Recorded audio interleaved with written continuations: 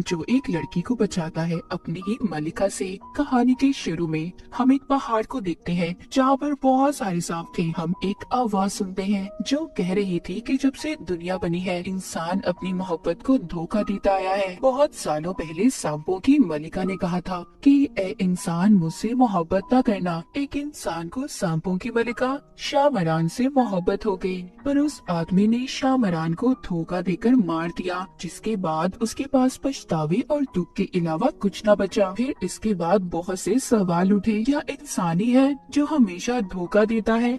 वहीं पर हमें एक आदमी दिखाया जाता है जो पहाड़ से कूदकर अपनी जान दे देता है, पर फिर भी वो नहीं मरा था। और ये वही आदमी था जिसने शामरान को धोखा दिया था। अब ना तो उसको मौत आती थी और ना ही वो सुकून की जिंदगी जी रहा था। फिर इसके बाद कहानी में हमें एक लड़की दिखाई जाती है जिसका नाम सासू था। वो बाथरूम में खड़ी कोई दवाई खा रही थी और काफी हिम्मत के बाद फिर ट्रेन में चढ़ती है। हमें यहाँ पर पता चलता है कि सासू अपना शहर छोड़कर अपने नाना के पास जा रही थी। वो जब अपने नाना के पास आती है तो सवाल जवाब करती है, क्योंकि इसके नाना ने इसके मॉम को बगैर किसी वजह के छोड़ दिया था। ये अपने नाना से गुस्से में सवाल करती है और फिर यहाँ से चली जाती है। वहीं पर दूर खड़ी एक लड़की सासू को ही देख रही थी और इसके बारे में जाकर वो अपने भाई मारान को बताती है। इसको देखकर ऐसा लग रहा था कि जैसे ये यहाँ पर सासू का ही इंतजार कर रही हो। मारन की बहन आकर इन सब बातों का अपने डैड को भी बताती है। मारन के डैड जब ये सुनते हैं तो वो फौरन सासू को ढूंढने का कहते हैं। इन सब बातों की आखिर वजह क्या थी ये हमें आगे जाकर कहानी में पता चलेगा। फिर इसके बाद सासू अपनी यूनिवर्सिटी में आ जाती है, क्योंकि वो साइकोलॉजी नफ्सियात की लेक्चरर थी और अपने नाना के शहर में भी इसलिए आई थी क्योंकि उसकी एक प्रेजेंटेशन थी। जब उसकी सीनियर ये प्रेजेंटेशन सुनती है तो वो उसको कहती है कि तुम एक सेमेस्टर यहाँ पर रहकर क्यों नहीं पढ़ाती। सासू ने भी मना नहीं किया था और इस बात को मान जाती है। जब ये यूनिवर्सिटी से वापस आती है तो इसके नाना इसके पास आते हैं और इसको बताते हैं कि तुम्हारी मॉम जानती थी कि मैं कहाँ पर हूँ, इसीलिए वो मुझे खत भी लिखा करती थी। वो सबूत के तौर पर सासू को सारी खत देती है। जब सासू को ये पता चलता है अब वो सोचती है तो फिर उसकी मॉम इतनी ज्यादा परेशान क्यों रहती थी। सासू ये सब जानने के लिए अब हिम्मत करके अपनी मॉम के खत को पढ़ने लगती है, जिसमें उन्होंने बिल्कुल ऐसा ही लिखा था जैसा अब सासू की हालत थी। ना उनको नींद आती थी और ना ही सुकून। अजीब अजीब सपने आते थे। सासू जब सो गई थी तो देखती है उसकी मॉम बहुत ज्यादा मुसीबत में है। तभी ये नींद से जाग जाती है। अब इसको नहाना था, पर इसको पता चलता है कि जिस होटल में ये रह रही थी वहाँ वॉशरूम में पानी नहीं आ रहा था, इसीलिए ये झील पर जाकर नहाने लगती है। पर तभी अचानक से एक तेज हवा का झोंका आकर सासू के कपड़े भी दूर उड़ा ले गया था।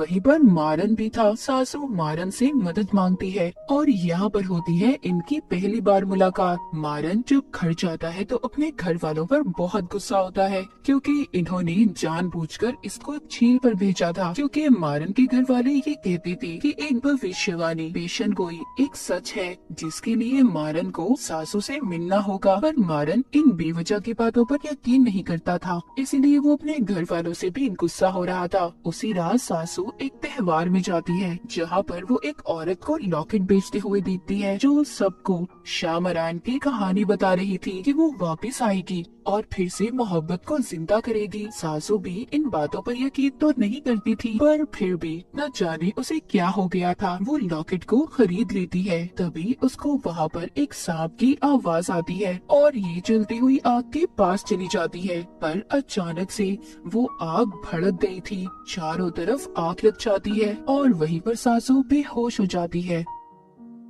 मारन वहाँ पर आकर उसे बचा लेता है और उसको उसके नाना के घर पर छोड़ देता है। सुबह जब सासू उठती है तो अपने नाना से पूछती है कि मैं यहाँ पर कैसे आई। वो बताते हैं कि मैंने तो तुम्हें सोते हुए देखा था तो मुझे लगा तुम खुद आई होगी। तभी सासू सामने घर में जाती है जो मारन का था। ये उससे पूछती है कि कल रात क्या हुआ था, पर वो तो साफ मुकर दिया था कि ऐसा कुछ नहीं हुआ, न कोई आग लगी न मैंने तुम्हें बचाया। सासू अब काफी परेशान हो चुकी थी। उसे सब जानना था कि उसके साथ हो क्या रहा था। इसके बाद हमें मारन की फैमिली दिखाई जाती है, जो बैठे बात कर रहे थे कि आग ही उस प्रेडिक्शन, उस भविष्यवाणी की पहली निशानी है। सासू ही वो लड़की है जो हमारे काम आ सकती है। पर मारन यहाँ पर अभी भी अपने डैड की बातों के सख्त खिलाफ था। वो कहता है कि आपकी फजूल भविष्यवाणियों की वजह से किसी की भी जिंदगी को ऐसे खतरे में नहीं डालूंगा, क्योंकि वो जानता था कि अगर सासू उससे प्यार करने लगी तो उसको बहुत बड़ी कीमत चुकानी होगी। उधर सासू अपनी सारी दवाइयाँ फेंक देती है, क्योंकि उसे ऐसा लग रहा था कि ये दवाएं उसके दिमाग पर गलत असर कर रही हैं। उसे वो सब भी दिखाई दे रहा है जो असर नहीं है। दूसरी तरफ हमें पता चलता है कि मारन कोई आम लड़का नहीं था, बल्कि वो एक इच्छाधारी नाग था जो सांप और इंसान दोनों था, और उसकी फैमिली में भी सारे सांप थे। इसके बाद एक जगह पर कुछ लोग दिखाए जाते हैं जो शामरान के किले पर ट्रिप पर गए थे, पर न जाने उन्हें क्या हो गया था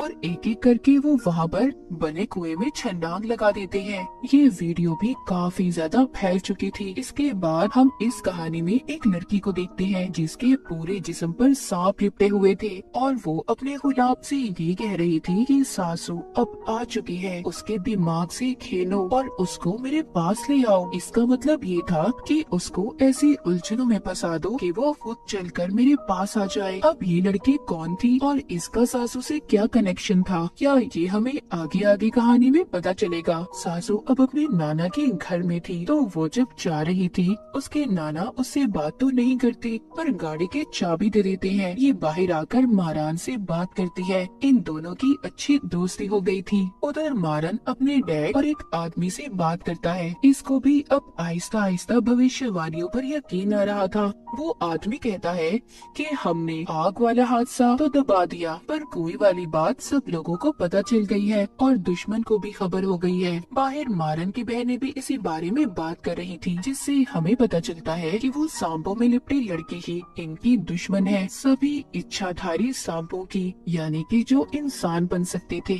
उधर सासू को दिखाया जाता है जिसकी सीनियर यूनिवर्सिटी में उसको सियान नाम के लड़के से मिलवाती है, जो आगे प्रोजेक्ट में उसकी मदद करेगा। सियान उससे मिलते ही सासू के साथ काफी ज्यादा फ्री हो रहा था। सासू भी जब वो कुएं वाली वीडियो देखती है तो डर जाती है। तभी उसको ख्याल आता है कि उसने जो त्योहार वाले दिन लॉकेट खरीदा था वो कहाँ है। वो उस आग वाले हादसे में गुम हो गया था, इसलिए ये अब उस स्टॉल वाली औरत को ढूंढने मार्केट में जाती है, जहाँ पर इसे औरत तो नहीं मिलती, पर एक आदमी अपना पीछा करता दिखाई देता है जिसने काले रंग के कपड़े पहने हुए थे और अपना चेहरा ढका हुआ था। ये देखकर सासू जब उसके पीछे जाती है तो वो गायब हो गया था। वहीं पर एक और आदमी था जो सासू से काफी बदतमीजी कर रहा था, और उसको वहाँ पर जितने भी लोग थे अजीब नजरों से देख रहे थे। सासू सब देखकर बहुत ज्यादा परेशान हो जाती है। रास्ते में उसे मारन मिलता है, जिसे मिलकर ये सब बताती है। मारन इससे कहता है कि तुम्हें वापस घर चले जाना चाहिए, ये जगह तुम्हारे लिए खतरनाक है, पर उल्टा सासू उसकी बात समझने की बजाय उससे कहती है तुम मेरे बारे में जानते ही क्या हो जो मुझे ऐसी नसीहतें कर रहे हो। मारन कहता है मैं देख सकता हूँ तुम डरी हुई हो। ये सुनकर सासू खामोश हो गई थी, क्योंकि सच में ऐसा था।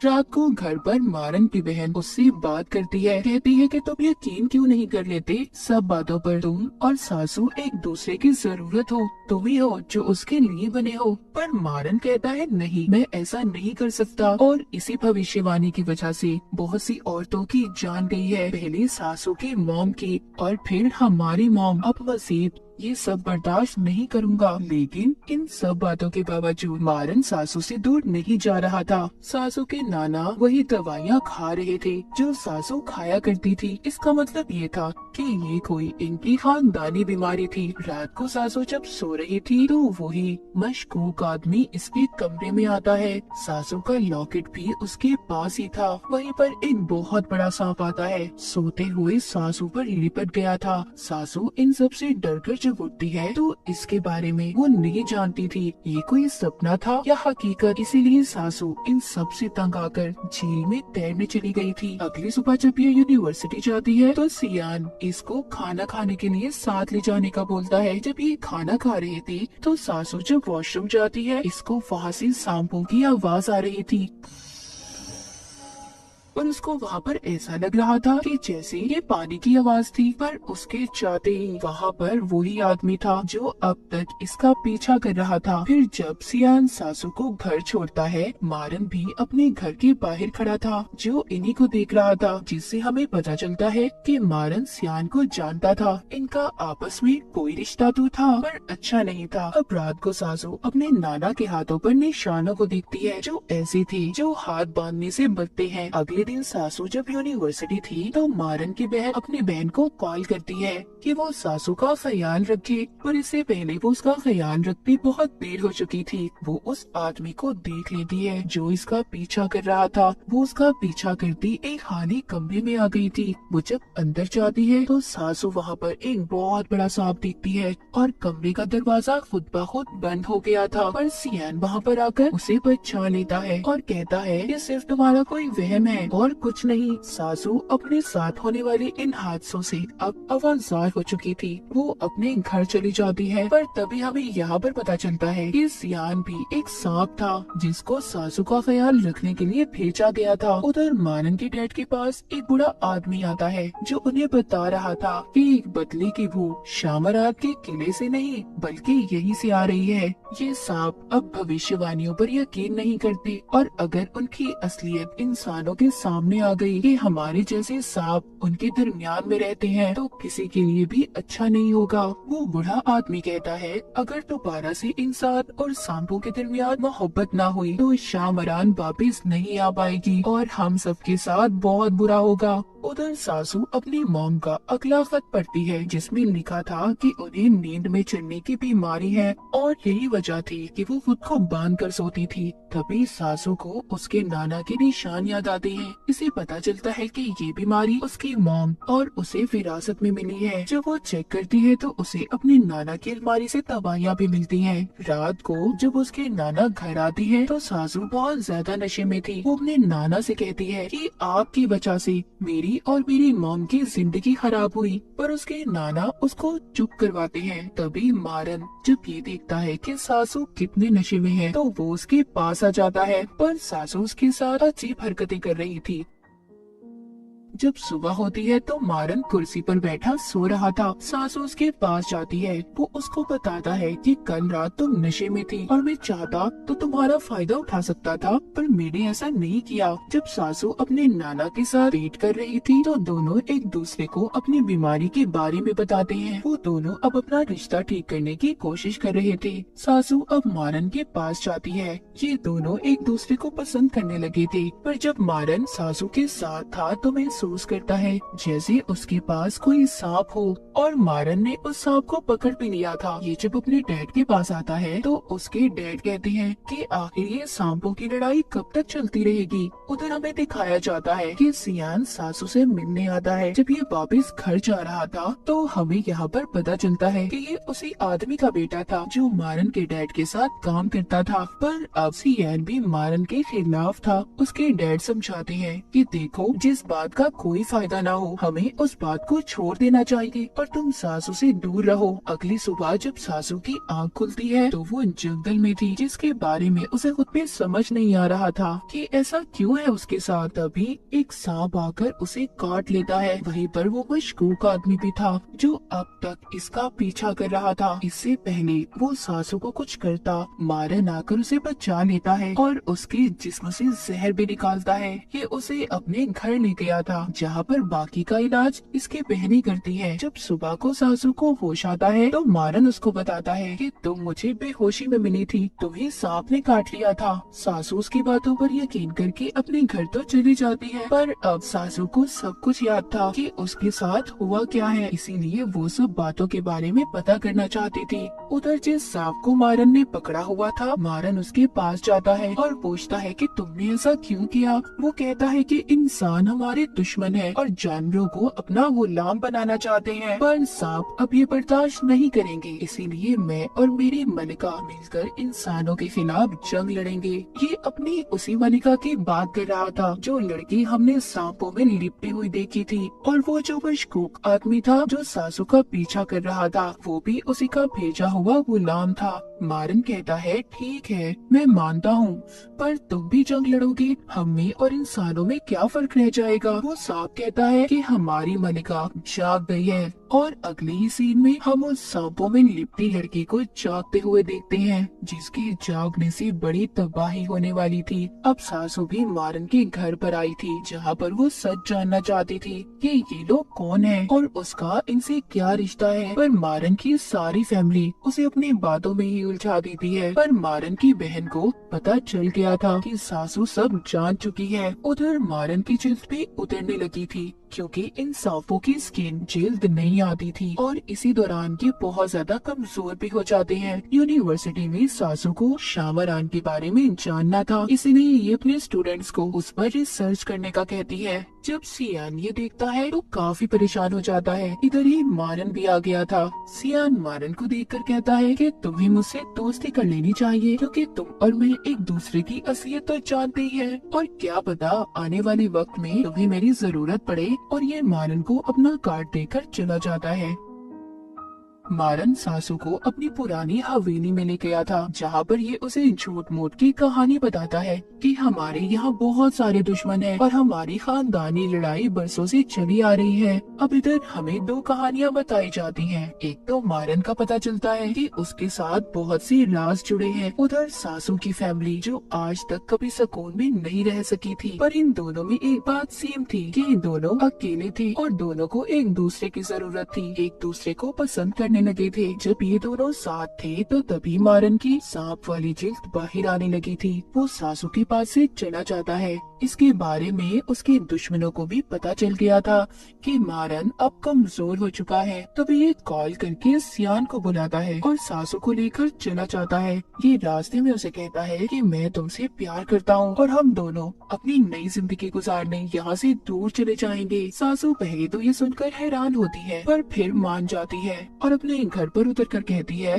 कि मैं तुम्हें सोच कर बताऊंगी। अपने घर जाकर मारन की हालत भी बहुत ज्यादा खराब हो गई थी। उधर दूसरी तरफ हमें एक औरत दिखाई जाती है जिसको आगे के बारे में पता चल रहा था कि अब क्या होने वाला है। यहाँ टाउन में जितने भी जानवर गायें थी सब मर रही थी, और वो सांपों में लिपटी लड़की भी जिंदा हो रही थी, जो एक बड़ी तबाही की निशानी थी। जब मारन घर पर था तो उसकी बहन सासू को मैसेज करती है कि वो घर से कुछ दिन के लिए जा रहा है, क्योंकि कुछ दिन तक अब मारन सासू से नहीं मिल सकता था, और सियान को सासू पर नजर रखने का कहता है। पर सियान उसे सांपों की जगह पर ले गया था, क्योंकि ये मारन को धोखा दे रहा था, जहाँ पर सब इच्छाधारी सांप थे और सब सासू को बहुत अजीब नजरों से देख रहे थे। पर ये उसको बचाकर दोबारा से उसके घर ले आता है और माफी मांगता है कि ये उसे ऐसी जगह पर लेकर गया। सासू चारों तरफ से अब डर चुकी थी। वो मारन के घर के पास जाकर उसके नंबर पर फोन करती है। ये उसके फोन की जब बेल सुनती है तो अब इसको ऐसा लग रहा था कि मारन इससे कोई गेम खेल रहा है। जब रात को सासू अपने नाना और बाकी लोगों के साथ खाना खा रही थी तो उसके नाना बात करते हैं कि टाउन में सारे जानवर मर रहे हैं, और तब भी ऐसा हुआ था जब मैंने अपनी बेटी को छोड़ दिया था। सासू जब ये सुनती है तो अब वो मारन के साथ जाने के लिए तैयार थी। इसने उसे हाँ बोल दिया था, पर काफी दिन गुजर जाते हैं, ना तो मारन का कोई मैसेज आता है और ना ही फोन, क्योंकि वो अपनी नई जिल्द के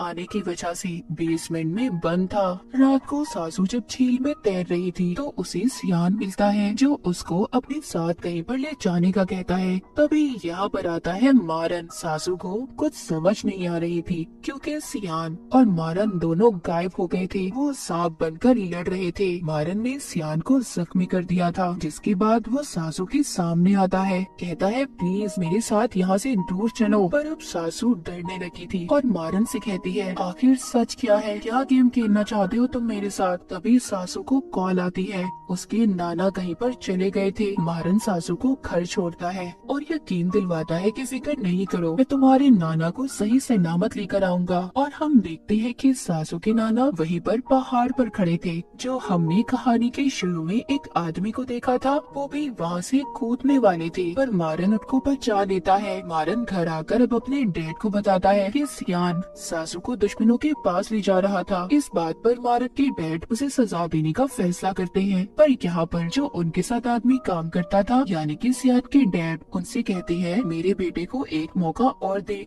मैं उसे समझाऊंगा। पर जब ये अपने बेटे के पास जाता है तो उसको जख्मी देखकर अब ये भी फैसला करता है कि ये उस काले कपड़ों वाले आदमी का साथ देंगे और सासू को अपनी मलिका के पास लेकर जाएंगे। ये सभी मिलकर सासू की सीनियर को अपने काबू में करते हैं, जो अगले दिन सासू को शामरान की हवेली में ले जाती है, ये कहकर कि उनका कोई ट्रिप है। सासू उसी कुएं के पास जाती है जहाँ पर लोगों ने छलांग लगाई थी। उधर ये अपना गुम हुआ लॉकेट देखती है जो वहाँ पर लटका हुआ था, जिसे लेने के लिए जब ये अंदर जाने वाली थी तभी मारन की बहन आकर उसे बचा लेती है। उधर मारन सियान के पास जाता है और उसे धमकी देता है कि तुम सासू से दूर रहो। वहीं दूसरी तरफ मारन की बहन को सीनियर को देखकर पता चल गया था कि उस पर सांप का असर है। उस पर दुश्मनों ने अपना काबू कर लिया है। जब सासू घर आती है तो इसके नाना का इलाज वही औरत कर रही थी जिसको हमने पहले देखा था, जिसको भविष्यवाणी के बारे में पता चला था। वो अपने नाना को हॉस्पिटल ले जाने का कहती है। सासू अपने नाना को बताती है कि आप मेरे लिए बहुत अहम है। मारन के घर में भी रात को दावत थी जहाँ पर मारन के डैड सबको बुलाते हैं। अब क्योंकि सासू और मारन इतने दिन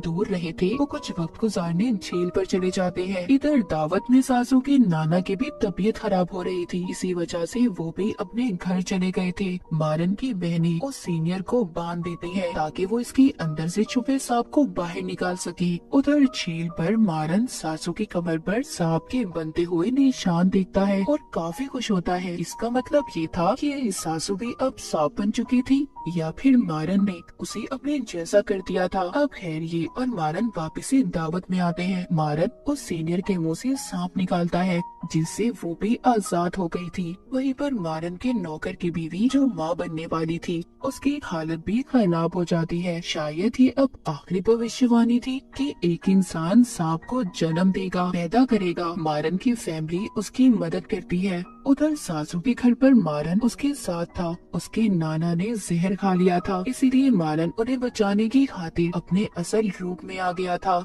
यानी कि एक इच्छाधारी नाग के रूप में। अब यहाँ पर हमें असल कहानी पता चलती है कि सासू के नाना ही वो आदमी थे जिन्होंने शामरान से मोहब्बत की थी और उसको धोखा दिया था। यहाँ पर सासू को अब मारन बताता है कि तुम्हारे नाना ने शामरान मलिका को धोखा दिया था। उसके किले का पता इंसानों को बताया, जिसका पता शामरान की बहन को चल गया था। वो इंसानों के खिलाफ हो गई, तो शामरान ने उसे अपनी ताकतों से गहरे कुएं में कैद कर दिया और अपनी सारी ताकतें तुम्हारे नाना को दे दी, जिससे वो कभी भी मर नहीं सकते थे, चाहे कुछ भी हो जाए। और उनकी सजा उनकी आने वाली नस्लों को भी बर्दाश्त करनी है। वो जब मरने की कोशिश करते हैं तो दोबारा जिंदा हो जाते हैं और फिर से याददाश्त गुम होने के बाद एक नई जिंदगी जीने लगते हैं। और भविष्यवाणी यही है कि एक इंसान को सांप से मोहब्बत होगी, जो इंसान तुम्हारे नाना के खानदान से होगा, यानी कि तुम। इस बार इंसान को कुर्बानी देनी होगी, उसे सांपों के साथ जमीन के नीचे जाकर रहना होगा। सासू को इन सब बातों के बारे में कुछ समझ नहीं आ रहा था। वो भागकर जंगल में चली गई थी। उधर हमें मारन के डैड दिखाए जाते हैं